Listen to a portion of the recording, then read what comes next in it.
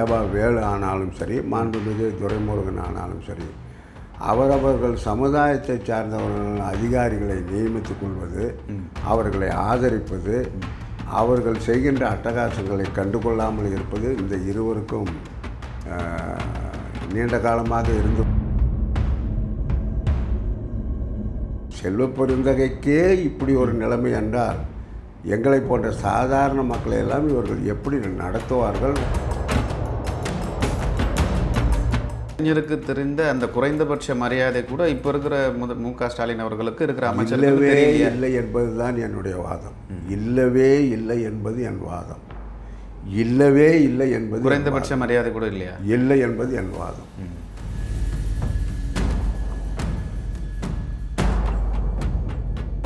அது number 2 number 3 அமைச்சராக இருந்தாலும் இதை கட்டுப்படுத்த வேண்டும். இல்லை என்றால் இது ஒரு புற்றுநோய் போல 234 தொகுதியில் அவர்கள் 123 பேர் இருக்கிறார்கள்.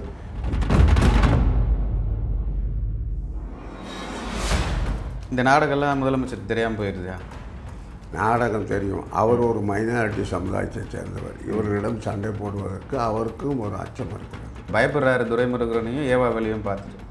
இல்லை, பயப்படுறார் என்பதை விட அச்சப்படுகிறார் என்று சொல்லுவேன். ரெண்டும் ஒன்று தான். ரெண்டும் ஒன்றுன்னு இல்லை. இதுக்கு அதுக்கு காமராஜர் உள்துறை அமைச்சராக ஆக்கினார்களோ அது போன்ற காரியங்கள் செய்தால் இது சமூக நீதி. 32 தம்பி கணேசன், 33 தம்பி மதிவேந்தன், 34 அந்த சகோதரி. இப்படி அந்த கடைசியில் தானே வச்சுருக்கிறீங்க. மக்கள் பிரதிநிதிகிட்ட சேர்மனுக்கு தெரியல, மந்திரிக்கு தெரியல, எம்எல்ஏனுக்கும் தெரியல, எம்பிக்கும் தெரியல, நீங்களே திறந்து விடுறீங்கன்னு வந்து சார் அது இந்த துறை வந்து அரசு துறை தானே, நீர்வளத்துறை அரசு துறை. மக்கள் பிரதிநிதிகிட்ட ஒரு வார்த்தை சொன்னால மரபுன்னா காலகாலமா எப்பவுமே நானும் ஒரு 3 வருஷம் திறந்து விட்டுருக்கேன். போன வருஷமா சொல்லாம திறந்துட்டீங்க. தப்பு கிடையாது, நீங்க தரங்க. நீங்களே வந்து ஆட்சியாளர்களா நீங்களே மக்கள் பிரதிநிதியா மாறுங்க. அது வந்து மக்கள் நல்ல சரி. இப்ப நான் தானே இப்ப ஊரா போறேன். டிவில 12 மணி ஓடிக்கிறேன், 4 மணிக்கு தர போறாங்க. பூசணிக்காய் ஓடிக்கிறீங்க, பூஜை போடுறீங்க, தேங்காய் ஓடிக்கிறீங்க.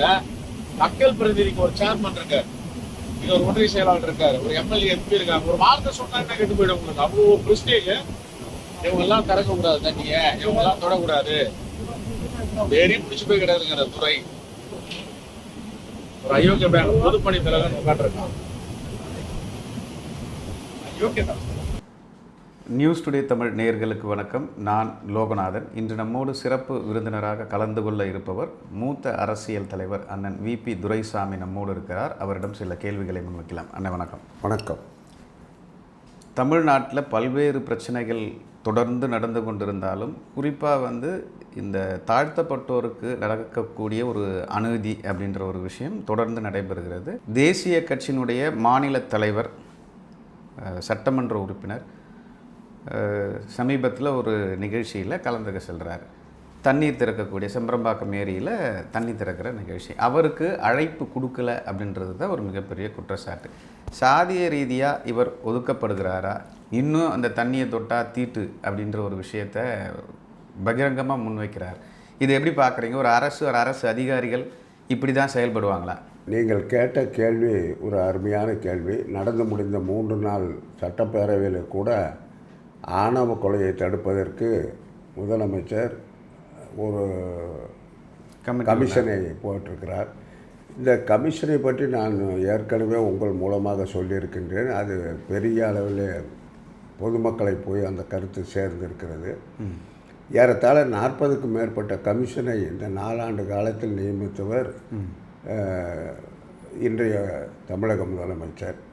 அந்த 40 கமிஷனில் பரிந்துரைகளை ஏற்றுக்கொண்டது எத்தனை, பரிந்துரைகளை ஏற்று நடவடிக்கைக்கு எடுத்தது எத்தனை என்று நாம் பார்த்தால் நமக்கே வியப்பளிக்கும். காரணம், நம்மளுடைய வரிப்பணம் தான் அதற்கு செலவாகிறதே தவிர பரிகாரம் அந்த கமிஷன் மூலமாக கிடைக்கவில்லை.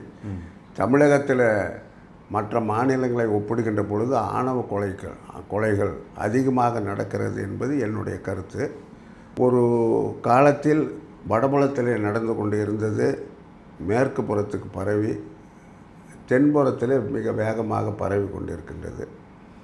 அதை தடுப்பதற்கு சட்டம் கொண்டு வர வேண்டும் என்று மரியாதைக்குரிய பிசிக தலைவர் திருமாவளவன் போன்றவர்கள் வற்புறுத்தியின் காரணமாக இன்றைய முதலமைச்சர் ஒரு கமிஷனை போட்டிருக்கிறார். கம்யூனிஸ்ட்டும் தொடர்ந்து கேட்டு வராங்க. கம்யூனிஸ்ட் தோழர்களும் வற்புறுத்தி இருக்கிறார்கள். கூட்டணியில் இருந்தாலும் கூட அதிகபட்சமாக கொலைகள் நடக்கிறது, ஆணவ கொலைகள், இதற்கு நீங்கள் என்ன செய்ய போகிறீர்கள் என்று கேட்டதன் அடிப்படையில் சட்டம் இயற்றுவதற்கு பதிலாக கமிஷனை போட்டிருக்கிறார். இப்போ இந்த கமிஷன்னா அது கொஞ்சம் தள்ளி வைக்கிறது, எலெக்ஷன் வரைக்கும் தள்ளிட்டா அப்படி போயிடும். கமிஷனை சட்டம் கொண்டு வர்றதுன்னா ஓட்டு பாதிக்கும். ஓபிசி 80% மக்கள் பேக்வேர்டு, மோஸ்ட் பேக்வேர்டு மக்கள் வசிக்கிற நாடாக தமிழ்நாடு இருப்பதனால் இந்த 20-23% வாக்குகளை பற்றி 80% வாக்குகளை பற்றி கவலைப்படுகின்ற முதலமைச்சர் அது கமிஷன் கொண்டு வந்துட்டார். அந்த கமிஷன் போட்டவர் அந்த மாண்புமிகு நீதிபதி மிகவும் சிறந்த ஒரு நீதிபதி. அவர் ஆலோசனை தான் வழங்க முடியும். It is only a recommendatory body. அந்த ரெக்கமெண்டேஷனை அரசாங்கம் ஏற்றுக்கொள்வதும் ஏற்றுக்கொள்ளாததும் அதை வற்புறுத்த முடியாது. இந்த நிலையில் இந்த கமிஷன் அமைத்தது ஒரு ஏமாற்று வேலையாக தான் நான் கருதுகிறேன். அடுத்தபடியாக நீங்கள் இந்த தண்ணீர் திறப்பு விழாவுக்கு சட்டமன்ற உறுப்பினருக்கு தகவல் கூட தெரிவிக்கவில்லை என்று நானும் செய்தித்தாளில் பார்த்தேன்.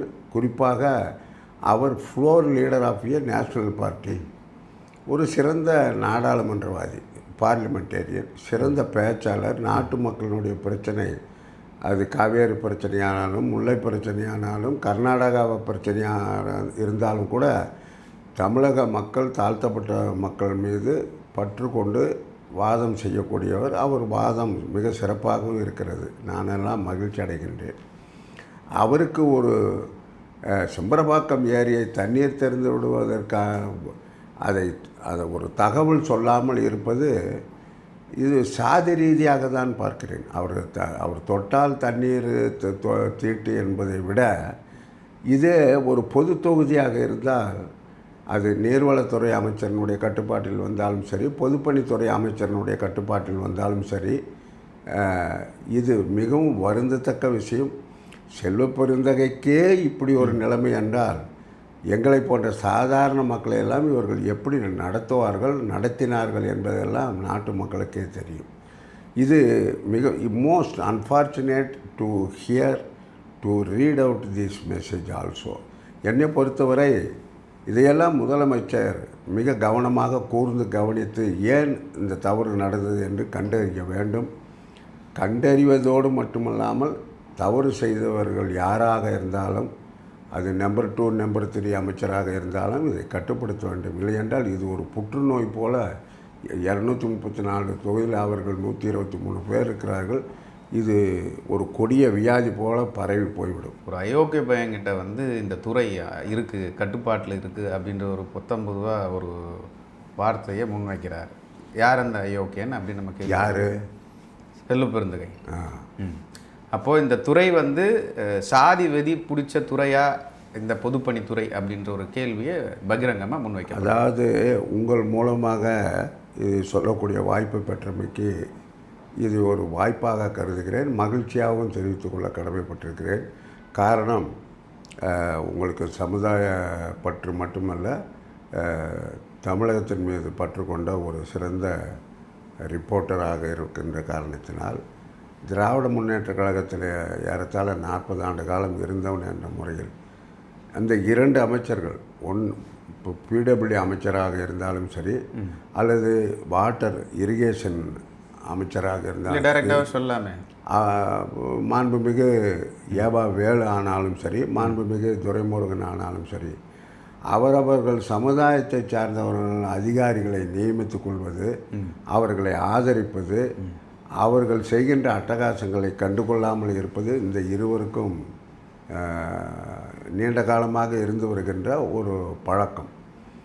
இதை மறைந்த முன்னாள் முதல்வர் மாண்புமிகு கலைஞர் கூட கண்டித்திருக்கிறார்.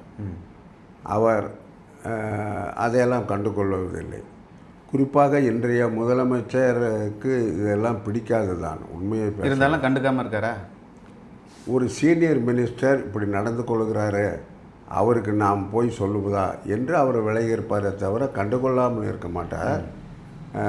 பல முறை பல சம்பவங்கள் நடந்து கொண்டு தான் இருக்கிறது. அங்கு இருவருக்குமே ஒரு நல்ல நட்பு தொடர்பு இருக்கிறது என்று என்னால் சொல்ல முடியாது, உங்களாலேயும் சொல்ல முடியாது. இருப்பினும் செல்வ பெருந்தகை என்பவர் ஒரு ஃப்ளோர் லீடர் காங்கிரஸ், ஒரு ஆல் இண்டியா பார்ட்டி, ஒரு சிறந்த நாடாளுமன்றவாதி, பெஸ்ட் பார்லிமெண்டேரியன். இப்படி இருக்கின்ற பொழுது அவர் தொகுதிக்கு உட்பட்ட ஒரு இடத்தில் ஒரு சம்பவம் நடக்கும் பொழுது தகவலை சொல்ல வேண்டும். நீங்கள் அந்த இடத்திற்கு வந்து விடுங்கள் என்று சொல்ல வேண்டும். ஒரு செம்பரம்பாக்கம் ஏரியை பற்றி சொல்லும் பொழுது கலைஞர் முதலமைச்சராக இருக்கும் பொழுது இந்த தண்ணீர் திறந்து விட வேண்டிய சூழ்நிலையில் 2 மணி 3 மணி வாக்கில் அந்த ஏரிக்கு சென்று அனைத்து அதிகாரிகளையும் அழைத்து பேசி எல்லா சட்டமன்ற உறுப்பினர்களையும் இது தகவல் கொடுங்கள் என்று சொல்லிவிட்டு தான் அந்த காரியத்தை செய்தார். அவருடைய கட்சியில் இருக்கின்ற அவருடைய தம்பிகள், உடன்பிறப்புகள் என்று சொல்லிக்கொள்கின்ற இவர்களெல்லாம் கூட்டணி கட்சி என்பதை மறந்து விடுங்கள். அவர் 2.5 லட்சம் மக்களால் தேர்ந்தெடுக்கப்பட்ட ஒரு மக்கள் பிரதிநிதி. அதற்கு குறைந்தபட்சம் அந்த மரியாதையை கடைப்பிடித்து தான் ஆக வேண்டும், கொடுத்துக்கு தான் வேண்டும். எல்லாம் நாற்காலிக்கு கொடுக்குற மரியாதை தான். இல்லை, இப்போ கலைஞருக்கு தெரிந்த அந்த குறைந்தபட்ச மரியாதை கூட இப்போ இருக்கிற மு.க. ஸ்டாலின் அவர்களுக்கு இருக்கிற அமைச்சர்களே இல்லை என்பது தான் என்னுடைய வாதம். இல்லவே இல்லை என்பது என் வாதம். இல்லவே இல்லை என்பது குறைந்தபட்ச மரியாதை கூட இல்லையா? இல்லை என்பது என் வாதம். இல்லை என்பது என்பது இந்த பொதுப்பணித்துறையில், இந்த நீர்வளத்துறையில் நீங்கள் சொல்கிற மாதிரி 90% பேர் தன்னுடைய சொந்த கட்சியினரையே உயர் பதவியில் வச்சுருக்காங்க ஒவ்வொரு மாவட்டங்கள்லேயும். குறிப்பாக சொல்லணும்னா இந்த சென்னை, செங்கல்பட்டு, திருவள்ளூர், காஞ்சிபுரம் இந்த இடங்கள்லாம் வந்து இந்த ஒரு உயர் சாதியினர் தான் வந்து இப்போ தலைமை பொறுப்பில் இருக்காங்க. பொதுப்பணி அமைச்சர் என்று எடுத்துக்கொண்டால் ஏவா வேலு, அவரிடம் வேலூர் மாவட்டம், திருப்பத்தூர், திருவண்ணாமலை, கள்ளக்குறிச்சி மாவட்டம், சேலம் மாவட்டம், இது போன்ற மாவட்டங்களில் பார்த்தால் அவர் சமுதாயத்தைச் சேர்ந்த மாவட்ட அளவில் அதிகாரிகள் அதிகமாக இருப்பார்கள். அவர் சமுதாயத்தைச் சேர்ந்தவர்கள் மாவட்ட செயலாளர்களாகவும் ஒன்றிய செயலாளர்களும் அல்லது முக்கிய பொறுப்புகளிலே வருவதற்கு அவர் உதவி செய்து கொண்டிருக்கிறார். குறிப்பாக கோயம்புத்தூர், சூலூர் இடைத்தேர்தலுக்கு அங்கு சென்றவர், தன்னுடைய ஆதிக்கத்தை செலுத்தியவர், இன்றைக்கும் செலுத்தி கொண்டிருக்கின்றார். மாண்புமிகு துரைமுருகனை பற்றி சொல்ல வேண்டாம். அவர் ஒரு குறிப்பிட்ட சமுதாயத்தைச் சேர்ந்தவர். அந்த சமுதாயத்தைச் சேர்ந்த அதிகாரிகளுக்கு அதிகபட்சமாக சலுகைகளும் பிஏக்களை அமைத்துக் கொள்வதும், கிளாஸ் 4 எம்ப்ளாயீஸை அமைத்துக் கொள்வதும் அவர் தொடர்ந்து அந்த காரியத்தை செய்து கொண்டிருக்கிறார். இந்த 2 மூத்த அமைச்சர்களும் வாய்க்கிழியே ஒரு விஷயத்தை பேசுகிறாங்க சமூக நீதி பற்றி மேடையில். இது வந்து எந்த விதத்தில் ஏற்புடையது? எல்லாமே நாடகம். நாம் நாடகத்தை பார்க்க தான் இருக்கிறோம். இந்த நாடகம்லாம் முதலமைச்சருக்கு தெரியாமல் போயிடுதா? நாடகம் தெரியும். அவர் ஒரு மைனாரிட்டி சமுதாயத்தைச் சேர்ந்தவர். இவர்களிடம் சண்டை போடுவதற்கு அவருக்கும் ஒரு அச்சம் இருக்கிறது. ஓகே, இப்போ பயப்படுறாரு துரைமுருகனையும் ஏவா வேலையும் பார்த்துட்டு. இல்லை, பயப்படுறாரு என்பதை விட அச்சப்படுகிறார் என்று சொல்லணும். 2 1 தான். 2 1ன்னு இல்லை, இதுக்கு அதுக்கு கொஞ்சம் வித்தியாசம் இருக்குது. பொதுப்பணித்துறையில் இருக்கக்கூடிய அதிகாரிகள் முதலமைச்சருக்கே பயப்படலை அப்படின்ற குற்றச்சாட்டு பொதுவாக இருக்குது. இதை நீங்கள் எப்படி பார்க்குறீங்க? அதெல்லாம் எங்கள் அமைச்சர் போய் சிஎம்ஐ பார்த்து சரி பண்ணிக்குவார் அப்படின்னு சொல்லுவாங்க. நிலைமை அப்படி தான் இருக்கிறது. சமூக நீதியை மேடை போட்டு பிரச்சார பொதுக்கூட்டங்களில் வச்சு பேசக்கூடிய நபர்கள் வந்து பொதுவெளியில் இந்த மாதிரி விஷயத்தை எப்படி நடப்பாங்க? எப்படி மக்கள் அவங்களை கருதுவாங்க? எம்சி ராஜா ஹாஸ்டல்னு சொன்னால் தமிழகத்தில் கன்னியாகுமரி வரலும் தெரியும். அந்த விடுதியில் படித்தவர்கள் பலர் IAS IFS அதிகாரிகளாகவும், இந்தியன் ஃபாரின் சர்வீஸ் அதிகாரிகளாகவும், Indian revenue service, railway service போன்ற பல பெரிய பதவிகளை உருவாக்கிய இடம் அந்த எம்சி ராஜா ஹாஸ்டல். அதை இப்பொழுது சோசியல் ஜஸ்டிஸ் ஹாஸ்டல் என்று மாற்றியிருக்கிறார். நான் இந்த சமுதாயத்தில் பிறந்தவன் என்ற முறையில் மிக தெளிவாக சொல்கிறேன், இந்த பெயர் மாற்றத்தினால் சாதிகள் ஒழியவே ஒழியாது.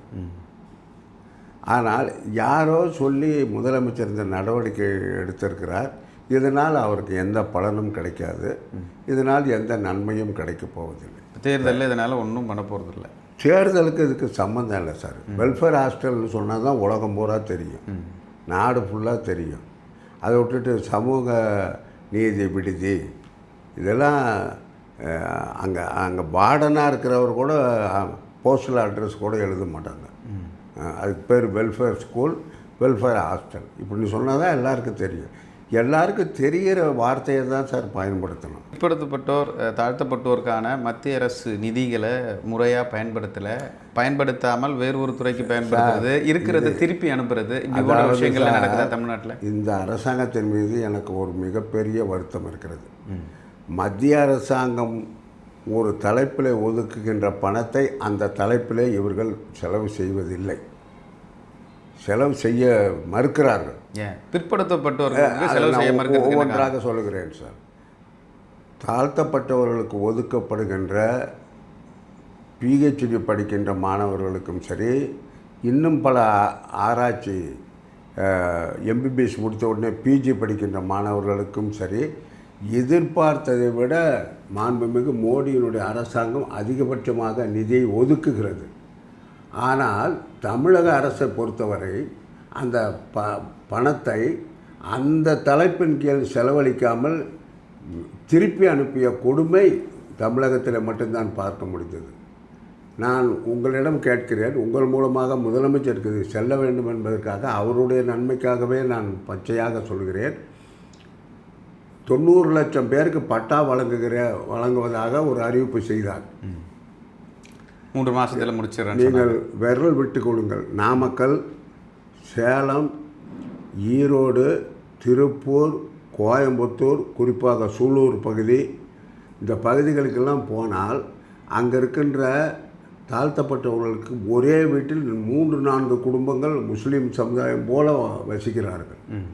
இதெல்லாம் எனக்கு எப்படி தெரியும் என்றால், பை எலெக்ஷன் அல்லது தேர்தல் நேரம் இல்லாமல் கல்யாணம் நல்லது கெட்டதற்கு போய் கலந்து கொள்கின்ற பொழுது என்னை அழைத்து கொண்டு போய் அந்த மக்களெல்லாம் காட்டியிருக்கிறார்கள்.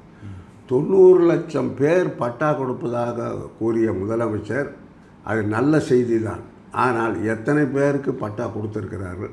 அந்த பஞ்சமி லேண்டை பொறுத்தவரை எங்களுடைய பிஜேபி கட்சியை சேர்ந்த சட்டமன்ற உறுப்பினர் மரியாதைக்குரிய வானதி சீனிவாசன் அவர்கள் கேள்வி கேட்டார்கள். அப்படி கேள்வி கேட்கின்ற பொழுது இதே ரெவென்யூ மினிஸ்டர் மாண்புமிகு KKS சார் சொன்ன பதில் என்னவென்றால், 12.5 லட்சம் ஏக்கர் நிலம் வெள்ளைக்காரன் வழங்கிவிட்டு போனான் பஞ்சமி லேண்டு. இப்பொழுது 1 லட்சம் ஏக்கர் நிலம்தான் இருக்கிறது.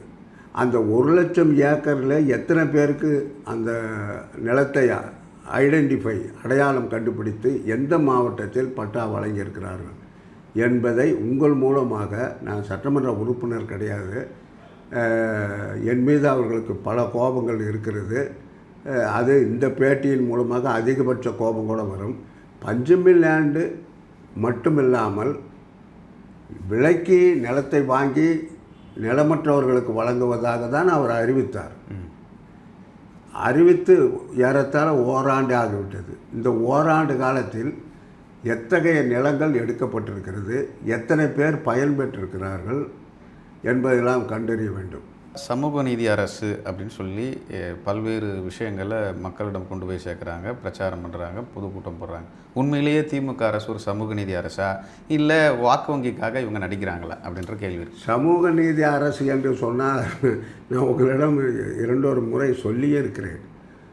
தம்பி கணேசன் தொழிலாளர் நலத்துறை அமைச்சர், நீண்ட அனுபவம் பெற்றவர், எம்பியாக இருந்தவர், எம்எல்ஏவாக என்னோடு இருந்தவர். அவரையெல்லாம் 10வது இடம் 11வது இடமெல்லாம் வழங்கியிருக்க வேண்டும். எப்படி கக்கன் அவர்களை காமராஜர் உள்துறை அமைச்சராக ஆக்கினார்களோ அது போன்ற காரியங்கள் செய்தால் இது சமூக நீதி. 32 தம்பி கணேசன், 33 தம்பி மதிவேந்தன், 34 அந்த சகோதரி. இப்படி அந்த கடைசியில் தானே வச்சுருக்கிறீங்க. இவர் ஒரு புரட்சி செய்யணும்ல. பல கலைஞர் அவர்கள் பல நேரங்களில் தாழ்த்தப்பட்டவர்களை பொது தொகுதி கூட பிரதிநிதித்துவம் கொடுத்து கொண்டு வந்திருக்கிறார். தண்டபாணி முதல் கொண்டு இங்கே நல்ல தம்பி வரை இன்னும் சில பேரெல்லாம் சொல்லலாம். அதெல்லாமே இன்றைய காலத்தில் செய்ய முடியாது. ஏன் முடியாது? ஏன் முடியாது? சாதிய ரீதியான சாதிக்கு ஒரு திமுக நீதி. ஒரு கட்டமைப்பு சாதி ரீதியான இல்லை, கட்டமைப்பா? சாதிக்கு ஒரு நீதி, இதை யாராலும் மறுக்க முடியாது, யாராலையும் மறுக்க முடியாது.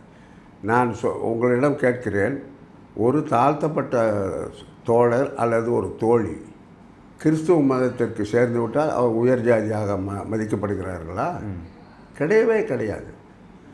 அந்த தெருவுக்கு போயிட்டு அந்த சகாயத்தை பார்த்துட்டு வரேன் அப்படி தான் சொல்கிறாங்களே தவிர மதம் மாறியதனால் மனம் மாறிவிட்டது என்று சொல்ல முடியாது. நான் வெளிப்படையாக பேசக்கூடியவன், ஒத்துக்கொள்பவன். எனவே இது எல்லாம் ஒரு புரட்சிகரமாக அந்த தமிழக முதலமைச்சர் செய்ய வேண்டும் என்பதற்காக சொல்கிறேனே தவிர நாம் சொல்வதில் எவ்வளவு உண்மை இருக்கிறது என்று கண்டறிய வேண்டும். ஏதோ எதிர்க்கட்சிக்காரன் சொல்லுகிறான் என்று சொன்னால் அவருக்கு தான் நட்டம். தெளிவாகவும் சுருக்கமாகவும் சொன்னதுக்கு நன்றி. மீண்டும் ஒரு நிகழ்ச்சியில் சந்திக்கலாம். அடிக்கடி நம்ம சந்திப்போம். ஓகே. இது போன்ற நல்ல வீடியோக்களை தொடர்ந்து நாங்கள் தந்து கொண்டு இருக்கிறோம். எங்களுக்கான அங்கீகாரம் என்பது எங்கள் சேனலை சப்ஸ்கிரைப் பண்ணி இந்த வீடியோக்களை பாருங்கள். முடிஞ்சால் எல்லாருக்கும் ஷேர் பண்ணுங்கள்.